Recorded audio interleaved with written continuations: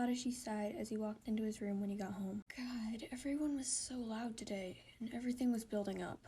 Testing was soon, he had practice, all the stuff with his parents and their fighting, even though they'd already been divorced for 10 years, and TsukiYama hadn't been talking to him as much lately. He didn't know what to do. He was tired, and wanted to feel in control of something, because right now, it didn't seem like he could control anything. He started tracing the light scars near his ankles as he changed. They were practically invisible, but he knew they were there, and what they were from. What if he did it again?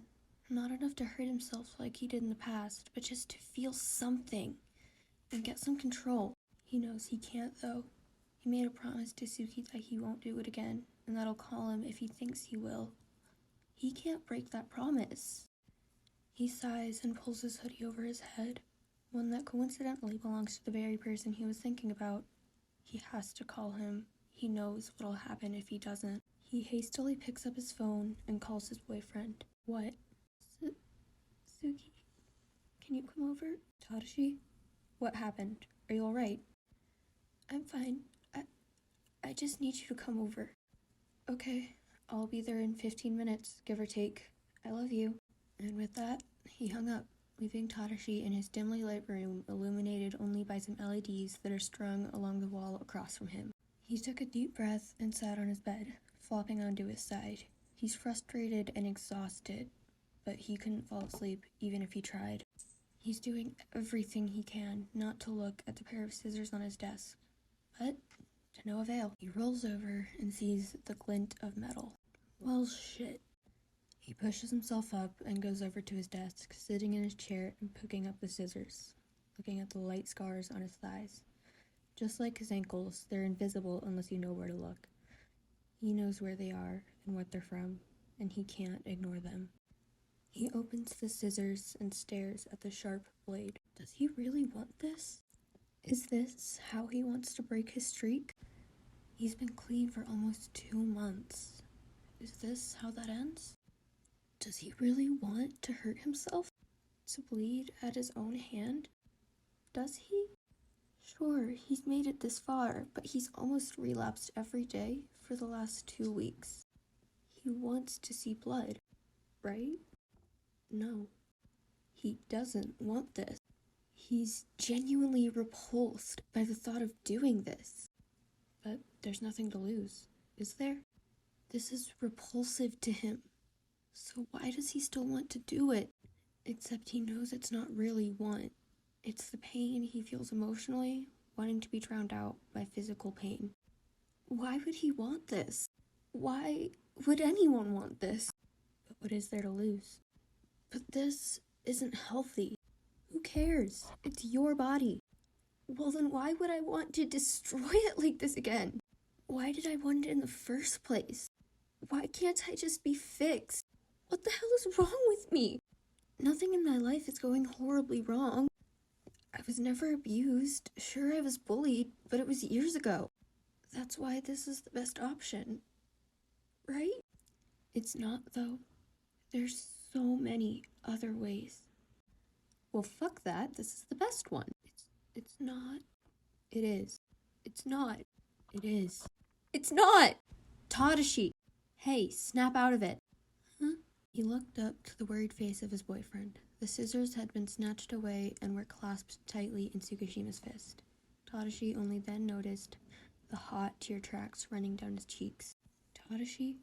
Hey, it's okay. I'm sorry for yelling at you. Come here.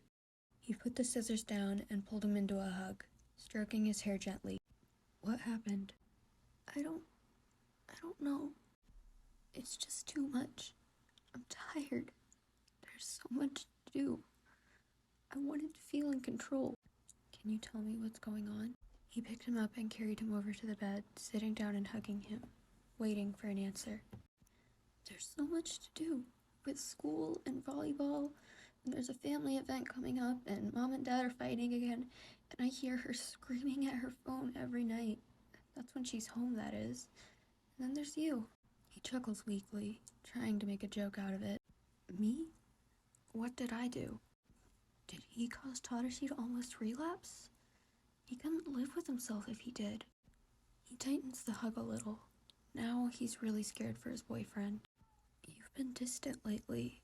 You still talk to me, sure, but you never want to hang out or go on fun little dates like we used to. We've been dating since we were 14. Why are you suddenly doing this? Oh shit, I'm so sorry. I was trying to work on a surprise for you. You remember that one rock you found when we were like 8 and you refused to leave it alone since you thought it was a frog? He chuckled, remembering that day. Yeah, that was a fun day. I found another rock like it with a similar shape, and I've been painting it to look like the frog jacket you had at that age. I'm almost done with it, but I wanted to get it perfect, so I spent all my time on it. Really? Of course. I love you. He pulled him closer and kissed his forehead. But why would you try to relapse? You made it so far. I thought you hated yourself for it. You shouldn't, but why would you try it again? I don't know. I'm genuinely disgusted by what I did and what I used to do. But in the moment, it feels like there's nothing to lose. So, I try it again. I don't want to do it again. I really don't. But sometimes I run out of ways to cope. I'm disgusted by what I did and I really don't want to do it. But there's nothing to lose anymore. Right? Tadashi. Both boys were crying by now. Tsuki, out of fear for his boyfriend, and Tadashi, out of self-pity and pent-up emotions. It's okay. Sure, you tried, and sure, you used to, but it's okay. The fact that you contemplated long enough for me to get here and help is enough. I'll always be proud of you for being clean and making progress, but that doesn't mean I'll be disappointed if you try again or relapse. Okay? And you don't have to worry about your scars. They may not be noticeable, but I know they're from a brave person who managed to get past that part of their life. But they're ugly. No, they're beautiful. Just like you. You don't have to hate yourself for what you did. Sure, it's hard to move past it, but the fact that you're this far proves you're strong enough to keep going. Okay? Okay. But they still hurt. Like the first day I used the scissors. I feel the sting and the blood. I feel the emotions behind each one. And they hurt. They really hurt. And I don't know how to make that go away. But if I know anything about you, it's that you can get through this until it goes away and find a way to make it better. But what if I can't? You will. I promise. And I'll always be here to help with it. Do you trust me to do that? He nods. Of course. I have for years. Why stop now? There we go. That's my amazing boyfriend. He cups his face and makes him look at him, kissing each of his freckles before finally making eye contact. Remember, I'll always be there for you. Okay? He nods. Okay. Can we cuddle? Of course. Would it help? Another nod. Alright, you said something about your parents fighting again earlier? What happened? They've barely spoken in 10 years. Dad's trying to come back into our lives. He emotionally abused both of you, and verbally abused you. Why is he trying to come back? He said he's changed, and after all these years, I still want to love him. His voice broke. He still wanted to love the person who hurt him the most. Why? He didn't deserve it. Tadashi, Starlight, he doesn't deserve love from you. He doesn't deserve anything from you. You're an amazing person who didn't deserve to be hurt. But I don't really know if it was abuse. He never hit us. He just yelled and... Tadashi, listen to me. That was abuse. He manipulated you to think yelling at you for hours over one mistake and shaming everything you do and destroying your things out of anger was love. That wasn't love. I know, but it's hard. I know, Starlight. I know. Why can't everything just be okay? I don't know. I'll protect you from all this, though. Forever. Okay? Do you promise? Promise. He holds out his pinky for Tadashi to take.